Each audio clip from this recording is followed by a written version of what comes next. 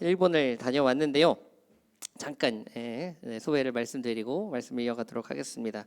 저한테는 일본이 처음이었어요. 첫 방문이었습니다. 사실 일본이라는 나라는 저한테는 가깝고도 먼 나라였거든요. 그런데 일본을 다시 한번 발견할 수 있는 시간이 됐어요. 물론 이제 뭐 여러 가지 좋은 것도 보고 또 맛있는 것도 먹고 이랬지만 일본 교회에 갔을 때 사진 하나만 띄워주실래요? 물론 저기 로비에도 게시되어 있긴 하지만 저희 일본 교회 분들인데 대부분은 지금 여기에서 평균 연령으로 이렇게 환산을 하면은 저희가 많이 평균 연령을 낮추고 온 거긴 하지만 거의 한 평균 연령이 저희 빠지면은 한 7, 80 될 거예요. 다 대부분의 어르신들이고 청년은 이 교회 청년은 딱 한 명 라고 해요. 알고는 있었습니다. 일본이 기독교인이 적고 교회가 별로 없고 복음화율이 적다라는 건 알지만 그래도 이렇게 믿음을 지키는 사람들이 있다라는 것은 머리로는 알고 있었는데 제가 직접 눈으로 보고 귀로 들으니까 이 감회가 또 새롭더라고요. 다가오는 게 다르더라고요. 그래서 무엇보다 같은 믿음을 갖고 있다라는 나이가 다르고 말도 다르고 문화도 다르지만 같은 믿음을 갖고 있다라는 그 연대감을 느끼고 왔어요. 저는.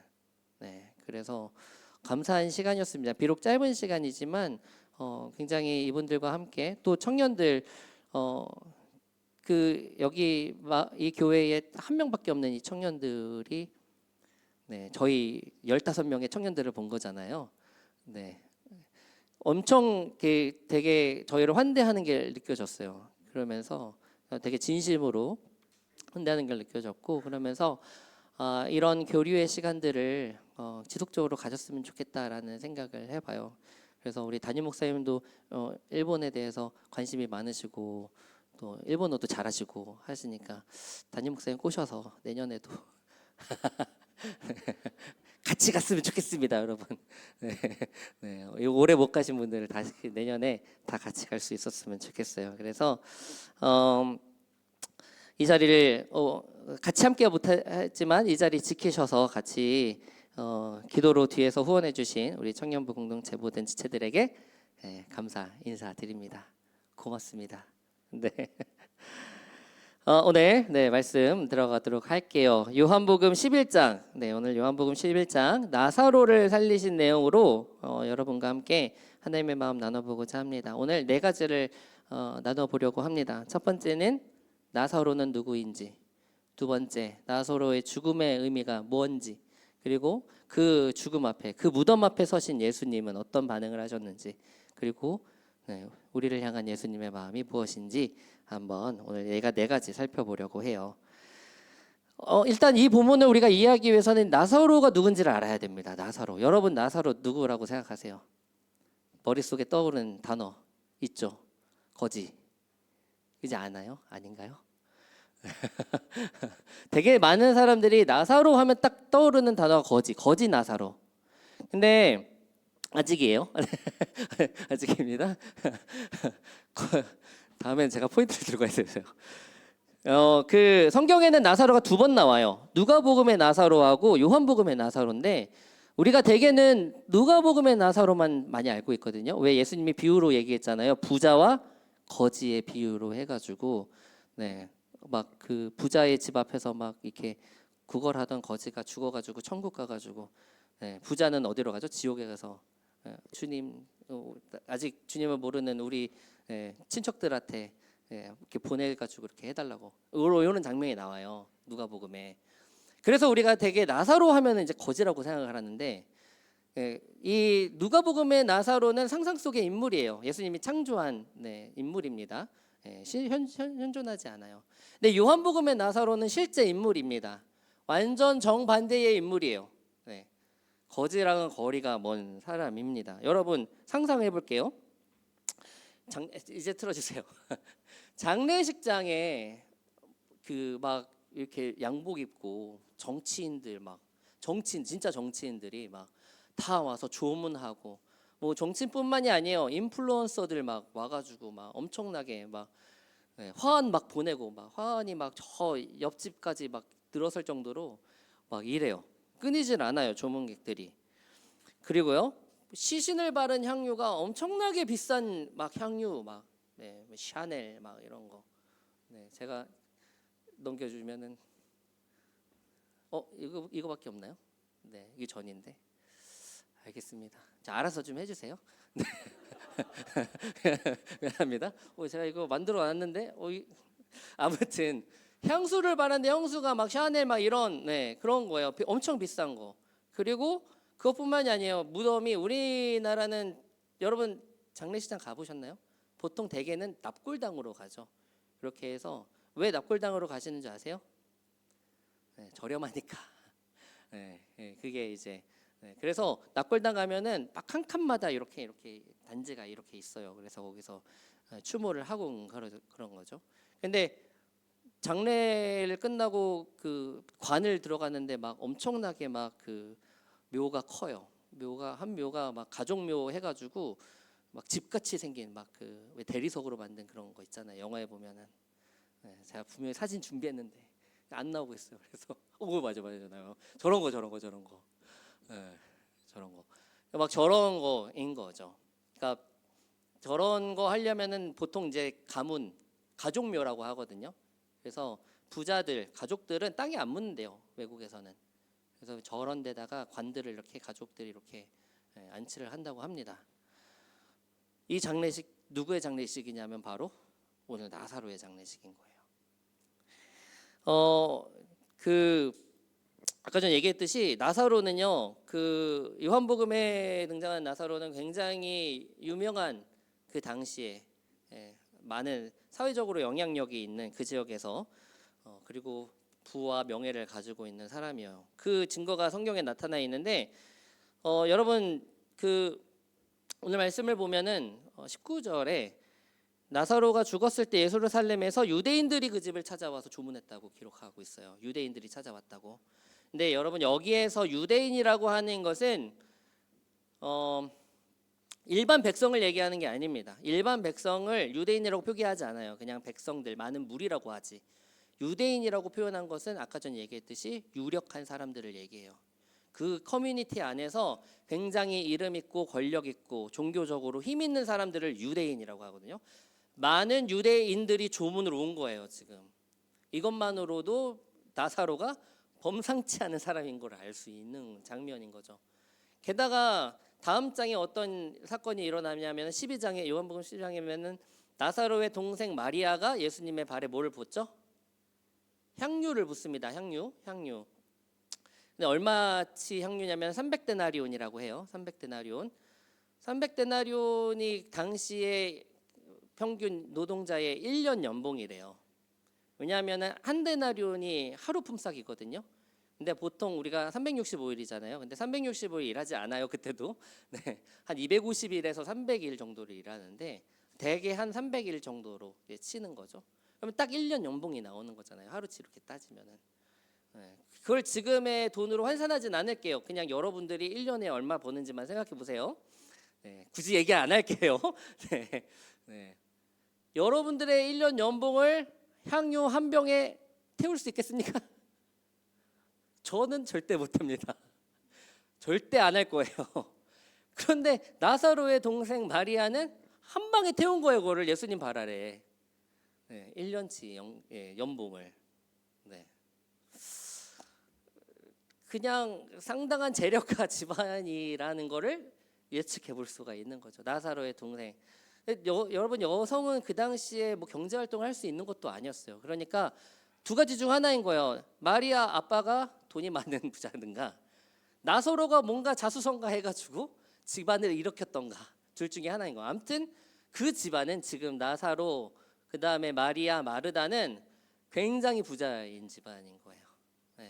그리고 마지막 그 묘자리 묘도 여러분 아무나 그 동굴을 쓸 수 없어요. 지금 그 나사로가 들어가 있는 안치되어 있는 그 시신의 장소 그 묘지는 동굴 깎아서 만든 거거든요. 그거는 일반 사람들이 지을 수 없는 겁니다. 일반 사람들은 그냥 땅에 묻게 되는 거죠. 여러분 예수님도 어디에 묻히셨죠? 돌아가시고 동굴. 네, 누구의 동굴이죠? 예수님이 동굴을 가지고 계셨을까요? 무덤을? 아니죠. 아리마대 사람 요셉의 무덤에 예수님이 잠깐 들어가 계셨던 거잖아요. 아리마대 사람 요셉을 부자라고 기록해요. 그러니까 동굴 무덤을 갖고 있는 사람은 부자인 거예요. 나사로가 지금 그런 사람이라는 거지. 네, 우리가 지금 나사로에 대해서 잘못 알고 있다면 여러분 네, 오늘 여기서 잠깐 바꾸셔야 됩니다. 나사로는 거지 나사로가 아니라 부자 나사로라는 거. 네.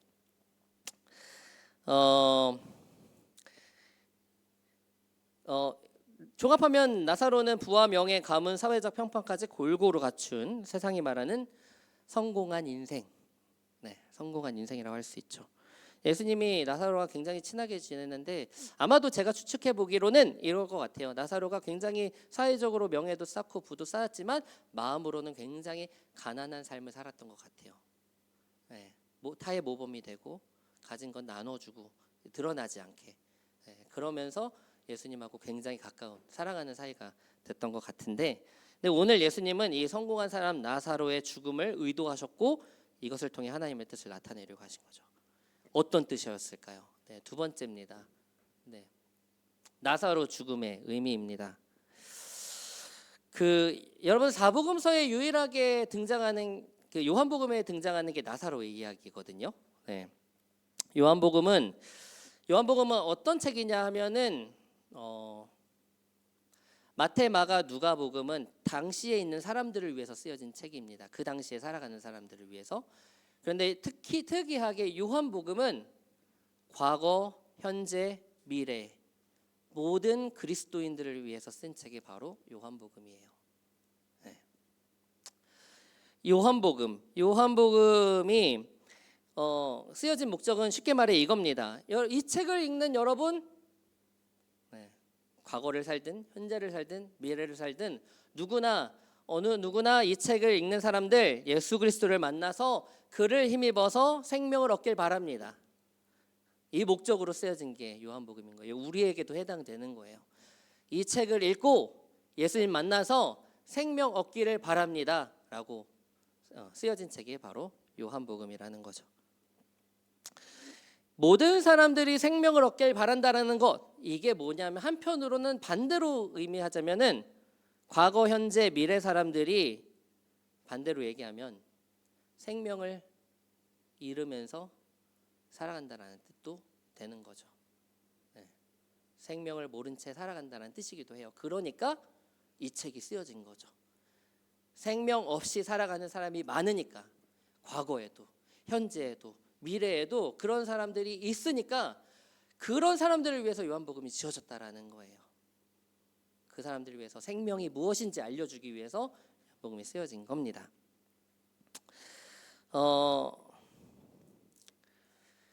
이게 어느 시대에나 통하는 공통점이라는 거예요. 인간이 생명력을 가지고 사느냐 아니면 생명력 없이 하루하루를 버티면서 사느냐의 문제라는 거죠. 생존과 생명의 대비라는 거예요. 안타깝게도 대부분의 사람들이 생명이 아닌 생존을 위해서 살아갑니다. 이걸 위해서 준비한 사진인 거예요. 아직인데. 아직 한 번만 더. 극한 겨울 야생에서 살아가는 생존 방법. 여러분 생존하면 딱 떠오르는 게 뭐예요? 막 그 원시 시대에 창 들고 막 이렇게 해서 우가 차카 해가지고 막 사냥해가지고 이렇게 잡고 사냥 실패하면 어떻게 해요? 굶어 죽고 뭐 그러는 거죠. 사실 생존이라는 게 그거잖아요. 사느냐 죽느냐의 문제가 생존인 거죠. 다 뭐 하려고 하는 거예요? 죽지 않으려고 하는 거예요. 죽지 않으려고. 사냥을 잘하면 살겠지만 못해서 계속해서 식량을 구하지 못하면 죽게 되는 거. 잠자다가 야생동물 만나게 되면 내 몸 잘 간수하지 못하고 방어하지 못하면 어떻게 돼요? 그날로 죽게 되는 거죠.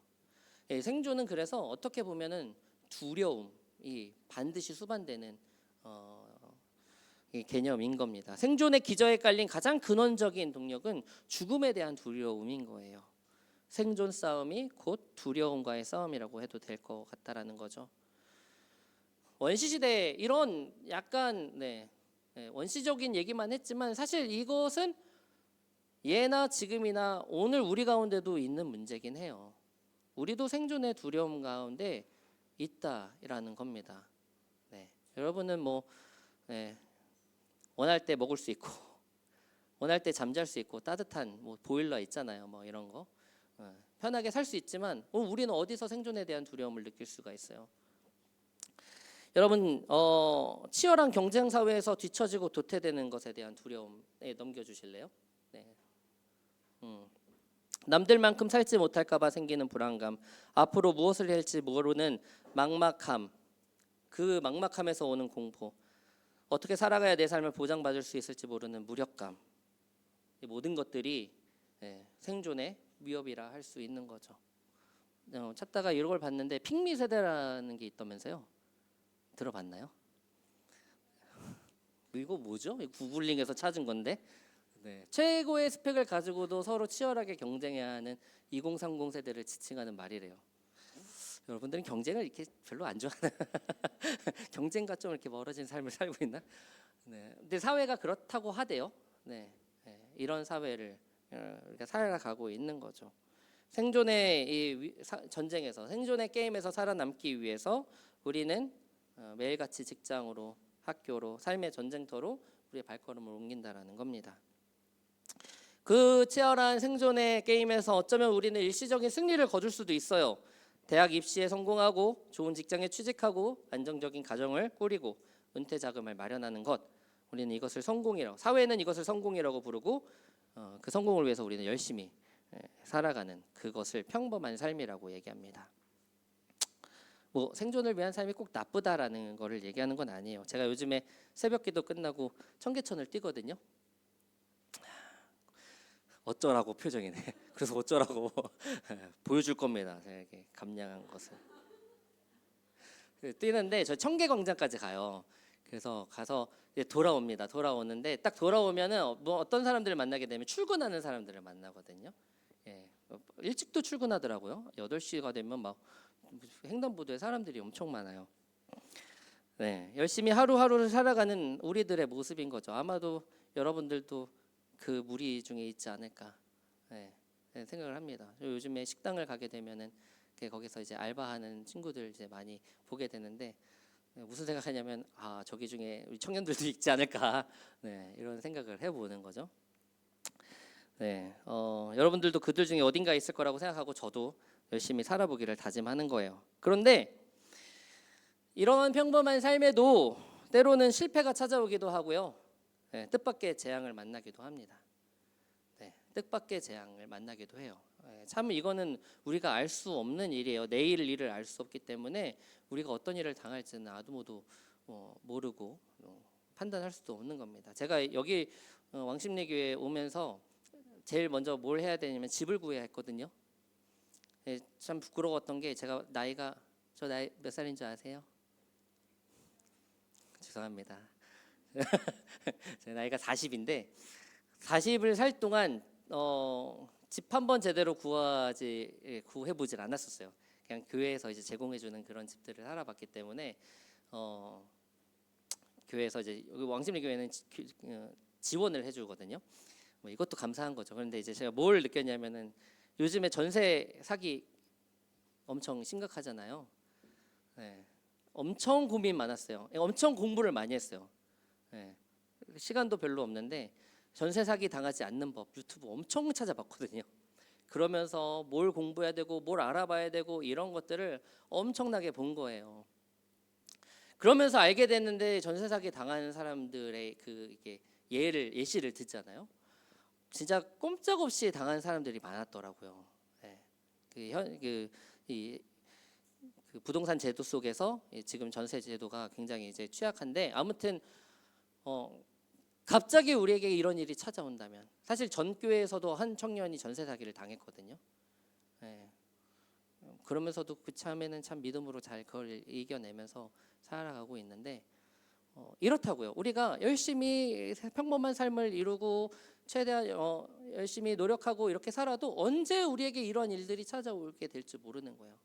여러분들에게 너무 예시를 예시를 너무 여러분들 부모님 집에 있으신 분이 계십니까? 네, 감사하게 돼가지고 네, 참 많은 것들을 공부해야 되는 사회인 것 같아요. 아무튼 열심히 일한 것에 대한 합당한 보상이 주어져야 하는데 세상은 인생은 꼭 그렇지만 않다라는 겁니다. 인생은 생존 게임이라고 말하는 게 한 단계를 넘으면 다음 스테이지가 나오게 되는 거예요. 그거를 클리어하면 또 다음 스테이지가 나오게 되고 또 다음 스테이지가 나오고 그러면서 우리의 인생이 흘러가게 되는 겁니다. 늙어가고 쇠약해지는 것이죠. 이 생존의 끝이 어디인지 알 수 없는 상태.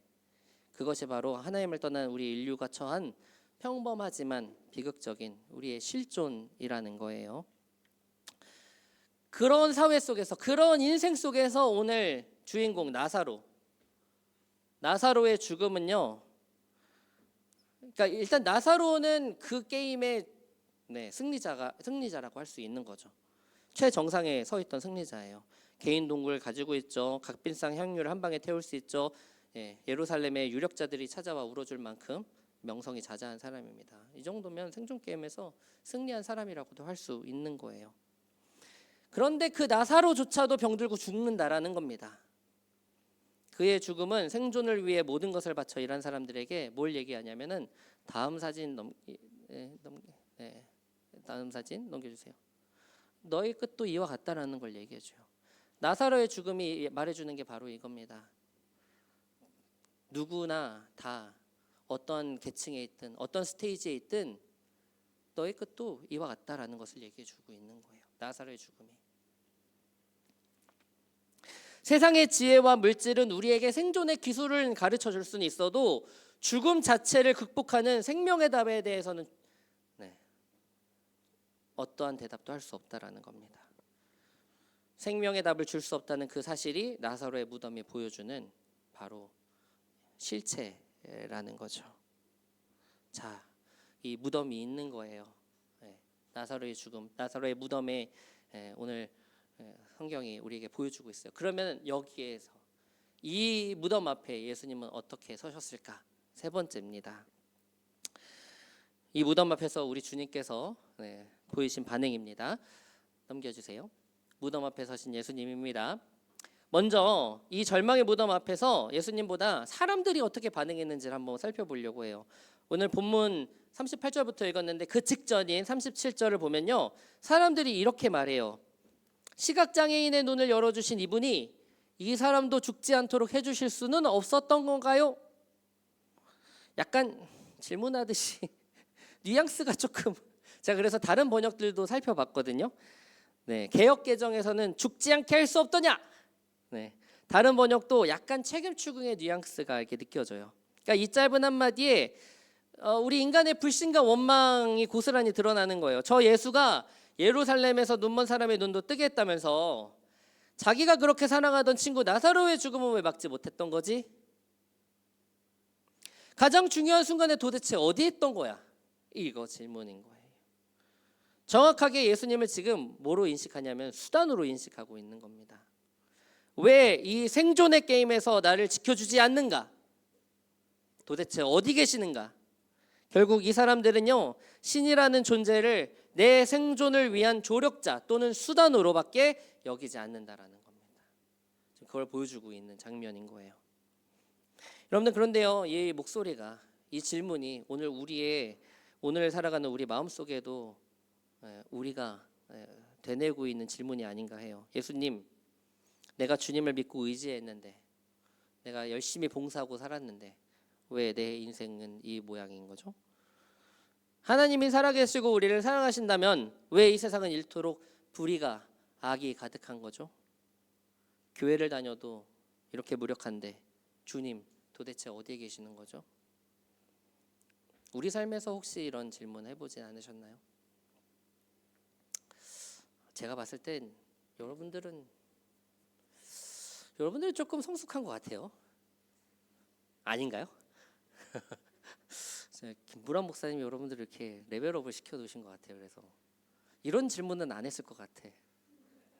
뭐예요? 그 웃음은 뭐예요? 네.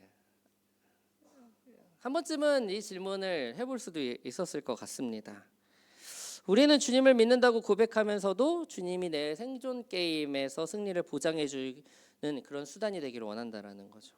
건강을 지켜주고 재산을 불려주며 평범한 삶의 안전망을 깨트리지 않는 조력자가 되어주기를 바라는 것. 물론 이게 나쁘다라는 건 아닙니다. 우리가 하늘의 복을 구하는 거는 당연한 건데, 그런데 그것이 좌절되고 고통의 현실을 마주했을 때 죽음 같은 것을 죽음 같은 그 무덤 같은 상황을 직면하게 되면 오늘 유대인들처럼 우리도 혹시나 신앙의 무용함을 얘기하면서 원망하는 마음을 갖지 않을까 하는 거죠. 이때 우리 주님의 반응이 38절에 나와 있는 거예요. 예수님의 속으로 다시 화가 치밀어 무덤으로 가신다. 무덤은 동굴이었는데 입구는 돌에 놓여져 있었다. 여기서 아주 적절하게 번역한 것 같아요. 개역개정의 번역에서는 비통이 여기셨다라고 표현을 하는데 그거보다는 더 잘 표현한 게 화가 치밀어 오르신 거예요. 왜냐? 생명의 근원이신 예수님이 바로 눈앞에 있는데, 생명을 주시는 예수님이 바로 눈앞에 있는데도 불구하고 어디 계셨냐고 비난하고 있는 사람들을 보면서 안타까워하신다라는 거예요. 생명의 창조주를 앞에 두고서도 죽음을 조금 더 연장하는 그 생존에만 목을 매며 절망하는 사람들의 그 영적인 무지를 보시면서 가슴 아파하신 겁니다. 영원한 생명을 보지 못하고 바로 눈앞에 그 하루하루의 그 생존이라는 좁은 시야에 갇혀서 주님은 원망하고 있는 거죠. 이 비유를 하자면 이런 걸로 설명할 수 있을 것 같아요. 어떤 사람이 찾아와 가지고 여러분들 돈 많이 빌리셨으니까 우리가 뭐 이렇게 학교를 다니려면은 대출을 받아가지고 학비를 대기도 하고 또 뭔가 집을 살려면 대출을 받아고 해야 되잖아요. 그러면 다들 이제 은행에든 뭐든 남의 돈을 가지고 우리가 산단 말입니다. 그런데 어느 날 어느 사람이 와가지고 내가 너의 모든 빚을 다 갚아줄게. 뭐야, 할렐루야 나와야 되는 거 아닙니까? 내가 다 갚아줄게. 그리고 앞으로의 너의 경제적 자유도 내가 보장해줄게. 막 이렇게 선언한다면 완전 땡큐죠, 그죠? 그런데 정작 그 사람 앞에서 이렇게 따지고 있는 거예요. 그런데 오늘 왜 내 점심 쿠폰은 안 주시는 거죠? 왜 이렇게 따지는 거? 내 점심 쿠폰 달란 말입니다. 이렇게 따지고 있는 바로 이런 모습이라는 거죠. 그런 인생의 모습을 보고 예수님이 마음이 아프셨다라는 거예요. 그 비통한 마음을 가지고 무덤 앞에 서셨고 그곳에서 하늘의 생명을 선포하신 겁니다. 어떤 선포죠? 나사로의 생명을 살리신 예수님을 이제 볼 건데, 생명을 창조하시는 예수님이 제일 먼저 하신 말씀이 뭐냐면 이거예요. 이제 마지막입니다. 예수님, 우리를 향한 예수님의 마음 뭐냐? 자, 넘겨주세요. 예수님이 가장 먼저 주문하신 거, 돌을 치우시오요. 돌을 치우시오. 오늘 제목으로는 돌을 옮겨 놓으라. 주님은 생명을 주시기 전 사람들에게 돌을 옮겨 놓을 그 순종을 요구하시는 겁니다. 단순히 이 돌이라는 게 무덤을 막고 있는 그런 물리적인 의미가 아니에요. 이 돌은요, 우리 마음의 빗장을 의미하는 겁니다. 마음의 의심과 불신에 대한 돌이라는 거죠. 이 무거운 돌을 의미하는 바가 왜 의심과 불신이냐는 것을 마르다가 보여주고 있거든요. 다음 절에서 이렇게 얘기해요. 마르다가 이렇게 얘기합니다. 주님, 벌써 냄새가 납니다. 4일이나 되었거든요. 이거 열어봤자 소용없다라는 겁니다. 주님이 이미 늦게 오셨고 주님이 뭘 하시든 소용없을 겁니다. 지극히 현실적이고 이성적인 판단이에요. 괜히 들추어내면 사람들의 조롱거리밖에 되지 않을 겁니다. 덮어두시죠. 이렇게 얘기하는 겁니다. 여러분, 우리도 역시 매일 우리의 삶에서 이런 마르다의 돌문을 굳게 닫아걸고 살아가지는 않는지 돌아봤으면 좋겠습니다. 내 깨어진 가정, 내 무너진 상황, 깊은 영적 침체, 기도해봐야 무슨 소용이 있겠어. 내 인생 주님 앞에 열어봐야 무슨 선한 것이 나오겠어. 그냥 남들처럼 평범하게 살아가는 척하면서 이 상처의 무덤 막아두는 것이 차라리 낫다. 그런데 오늘 우리가 기억할 것은 이겁니다. 네, 단 하나밖에 없는 거예요. 우리가 할 거는 단 하나밖에 없어요. 여러분, 생명을 창조하시는 능력은 누구에게만 있죠? 예수님께만 있습니다. 우리는 생명을 창조할 수가 없어요. 그런 능력도 없고 아무것도 없어요. 근데 할 수 있는 건 있어요. 돌문을 치우는 거는 할 수가 있어요. 그거를 예수님이 오늘 우리에게 요구하시는 거예요. 예수님이 우리에게 너 생명을 창조해, 생명의 역사를 만들어가, 이거 주님이 요구하시는 게 아니에요. 생명은 내가 만들어낼 테니까 너는 돌을 치우기만 해. 그럼 내가 새 일을 행할게. 오늘 우리 주님이 이렇게 얘기하시고 계시라는 거죠. 의심을 내려놓고 돌을 옮겨 놓는다는 건 내 삶에 아무 문제가 없거나 갑자기 모든 상황들이 기적처럼 해결될 거라고 근거 없이 낙관하는 게 아니에요. 돌을 옮겨 놓는다라는 것은 비록 내 현실이 소망 없어 보일지라도 생명의 주관자 되시는 우리 주님이 나와 함께 하시고 오늘 나에게 말씀하시니 뭐라고 말씀하셔요? 하나님의 영광을 볼 것이다 말씀하시잖아요. 마르다에게 말씀하시잖아요. 돌을 옮겨 놓으면 하나님의 영광을 볼 것이다 오늘 말씀하고 계신다고요. 예수님이. 그 주님을 신뢰함으로 내 삶의 빗장을 열어놓는 것. 이것이 오늘 돌을 치우라는 것에, 돌을 옮겨 놓으라는 것의 의미인 겁니다. 그리고 그 마음을 열어놓을 때 우리 주님이 생명의 음성을 들려주시죠. 나사로 이리로 나오세요. 냉큼 나오세요. 오늘 우리에게 들려주시고자 하신 예수님의 음성이 바로 이겁니다. 여러분, 절망의 자리에 있는 우리 지체가 혹시나 있습니까? 겉으로는 괜찮은 척하지만 속으로는 불안과 염려로 가득한 지체들이 혹시 있을까요? 돌문을 막아놓고서는 간신히 버티는 그런 지체들이 있을까요? 오늘 우리 주님이 우리 가운데 말씀하시는 그 세미한 음성을 들을 수 있기를 바랍니다. 돌을 옮겨 놓으세요. 진수나 이리 나오세요. 속으로 여러분들의 이름을 말을 하고요. 제 이름을 말하면 안 됩니다. 제 이름은 제가 말할 거예요. 여러분들의 이름을 대고 나오세요라고 여러분들 속으로 주님의 음성으로 얘기했으면 좋겠어요. 냉큼 나오라 오늘. 냉큼 나오시오. 우리 주님이 우리에게 말씀하시는 그 음성을 들었으면 좋겠습니다. 말씀을 마무리하겠습니다. 짧게 하려고 했는데 미안합니다.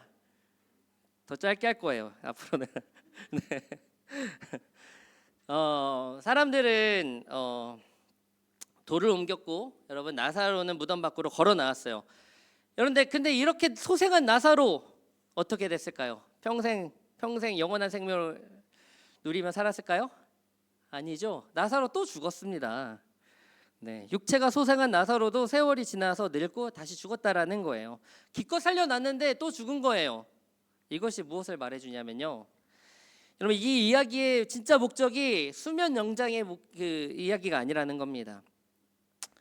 죽음과 도태의 그 두려움에 쫓겨야 하는 생존의 터전에서 생존자로 살아가던 그 사람이 예수님의 음성을 듣고 오늘을 온전히 기쁘게 살아가게 되는 거, 생명의 자녀로 거듭나는 거, 오늘 이게 이 말씀의 핵심인 거예요. 네. 오늘 이 나사로의 본문이 우리에게 주는 분명한 메시지가 이거예요. 오늘 우리에게 스스로에게 정직하게 질문해 봤으면 좋겠습니다. 오늘 우리 인생의 무덤을 가로막고 있는 그 무거운 완고한 돌은 뭔가? 더 이상 변하지 않을 거야 라면서 포기해버린 나의 성품인지, 가진 돈이 부족해, 늘 불안해 하면서 움켜쥐고 있는 염려들, 뒤처지면 죽는다라는 그 세상의 가스라이팅 속에서 혹시 우리는 우리의 돌문을 여전히 꼭꼭 닫아두고 있지 않을까요? 의심의 돌을 옮겨놓고 우리를 부르시는 주님의 음성에 귀 기울이는 우리 모두가 되기를 소망합니다. 생명을 주시는 그 주님 기대할 때 주님 우리 무덤 속에서 새 일을 행하실 거예요. 우리의 일상이 평범한 일상일지라도 때로는 삶에서 마주하는 여러 모양의 진상들이 나올 수가 있어요. 네, 사람이 진상이 아니라 상황이 진상이기도 해요. 네, 그런 진상 같은 상황들, 순간들, 사람들이 우리 가운데 찾아온다 할지라도 내게 주어진 하루하루에 감사하며, 네, 내게 주신 사람들에게 감사하며 작은 것을 소중하게 여길 줄 알고, 네, 세상이 줄 수 없는 그 평안을 누리는 삶을 살아가게 될 겁니다. 감사의 제목이 보이게 될 거예요. 감사의 제목, 작은 것에도. 그리고 작은 기쁨을 잃어버리지 않는 삶을 살게 될 겁니다. 여러분 그거를 아셨으면 좋겠어요. 하나님은 여러분들의 삶에, 우리 삶에 늘 언제나 기쁨을 주셔요. 하나님이 안 보이시는 것 같고 안 들리는 것 같이 보이지만 우리 삶 속에서 하나님이 기쁨의 순간들을 주실 때가 있어요. 그런데 그 기쁨의 순간을 잃어버리게 하는 상황들, 사람들이 나타난단 말이에요. 그것 때문에 하나님이 주신 그 기쁨을 빼앗기는 게 문제인 거예요. 분명히 하나님 오늘 아침에 선한 마음 주셔가지고 하늘을 파란 하늘 보면서 하나님 감사합니다 찬양했는데 누가 나한테 시비를 걸어. 그러면 그때부터 하루가 막 망한 거죠. 이러면 하나님 주신 기쁨을 잃어버리게 된다라는 거예요. 사단이 전략이 그겁니다. 여러분들에게서 하나님 멀어지게 하는 방법이 딴 게 없어요. 하나님이 여러분들에게 주시는 그 기쁨을 빼앗는 거. 그냥 작은 것으로 건드리는 거예요. 건드리고 넘어뜨리고 이러면서 잊어버리게 만들게 하는 거예요. 하나님이 주신 기쁨을. 우리가 우리 하나님 오늘 말씀처럼 돌을 옮겨놓고 주님이 우리가 말씀하실 때, 나오라 하실 때, 주님 앞에 나아갈 때에 하나님 오늘 우리 가운데 이 하루의 이 평범한 삶에 작은 기쁨과 감사의 기도 제목을 찾게 하실 겁니다. 부디 바라기는 사망 권세 깨트리신 예수 그리스도의 이 생명력으로 충만한 삶을 살아가기를 간절히 바랍니다. 우리 무덤가에서 우리 곁에서 함께 우시며 마침내 무덤 문을 열어젖히신 그 생명의 주님을 온전히 기대하면서 돌을 옮겨 놓을 수 있는 그 순종의 자리로 나아가는 우리 모두 되기를 간절히 바랍니다. 이 시간 우리 함께 찬양하고 기도할게요. 깊어진 삶을 주께라는 찬양입니다.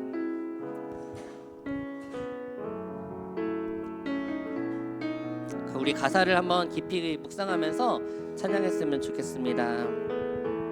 은혜로 날 보듬으시고, 은혜로 날 보듬으시고, 사랑으로 품어주셔도 내 마음 한 자락도 지키지 못하는 이 모습 부끄럽습니다. 따스한 곁을 내어주시 주님 앞에 나아갑니다.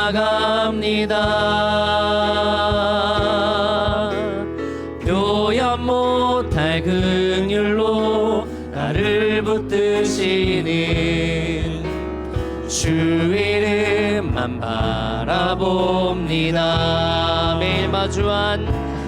매일 마주한 슬픔을 견뎌나가며 주 예수의 마음을 닮아 가네.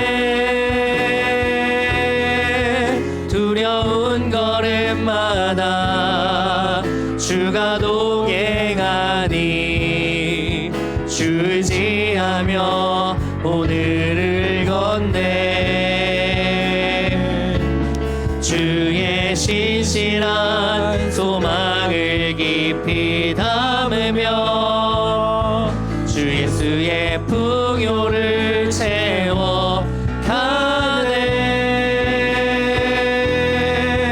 하나님의 자녀로 명예 지켜가며 깊어진 삶을 우리 한 번 더 찬양하기를 원합니다. 은혜로 날 보듬으시고 은혜로 날 보듬으시고 사랑으로 품어주셔도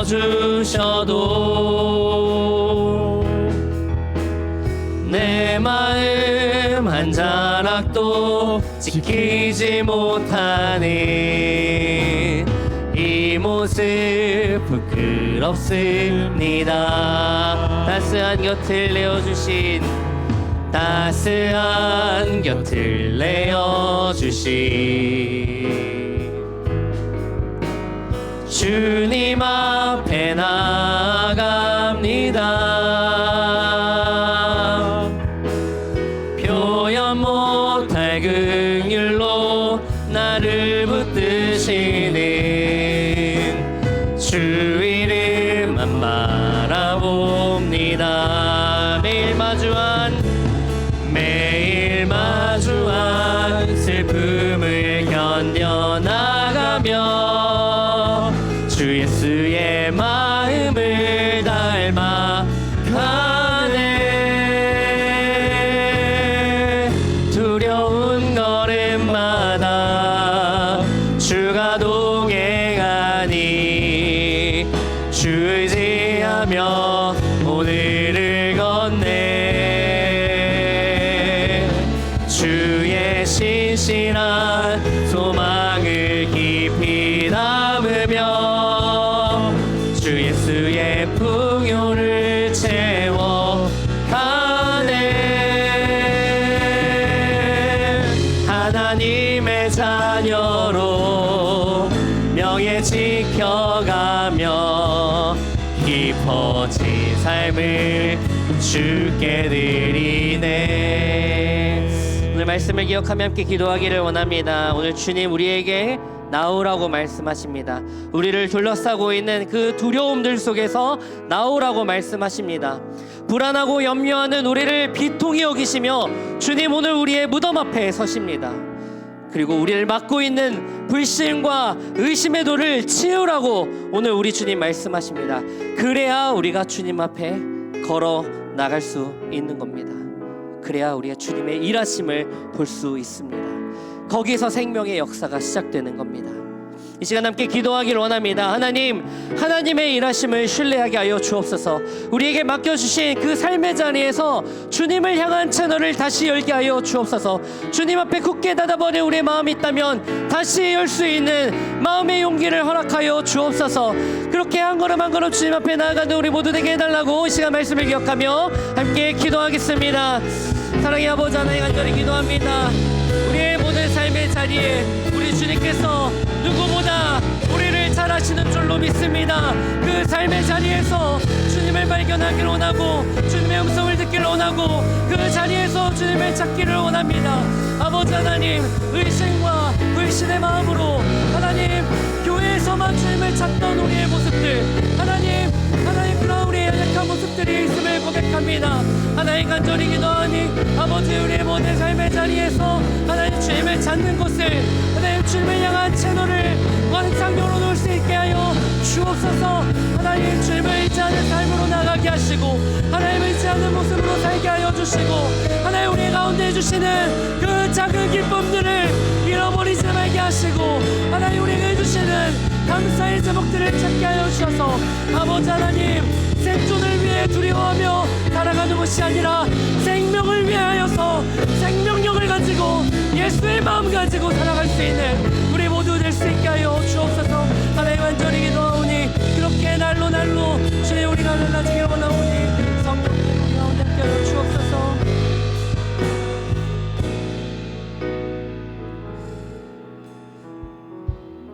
생명을 주시는 하나님 아버지, 오늘 우리를 우리 인생의 무덤가에서 만나주시고 생명의 말씀 들려주시니 감사합니다.